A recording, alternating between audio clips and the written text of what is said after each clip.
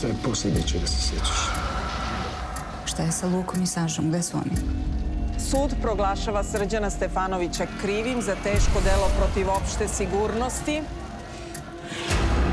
Zato što se ne sećam ničega. A moram da se sve... Kako znate da je ovo Sašino telo? Ko je radio DNK analizu? Ja odlično znam kako je biti udovica u Srbiji. Hoću da vidim sina. Jedini izlaz je bio pokriven sa 5 kamera. Oni kažu da kamera nije radila. A da je kažeš? Šta da joj kažem? Kako se zvala ona devojka? Nataša Vranjiš. Ja sam inspektor Dejan Štrbac. Zašto vas je Nataša zvala? Ne vjeruj u iznenadnu smrt čovjeka koji ti duguje $1.000.000. Pogledaj ovo. Jesi ti imao nešto s njom? Ti stvarno misliš da bi te prevario s pripravnicom iz naše firme? Pa ću ti mater za ovo. Moram da joj kažem.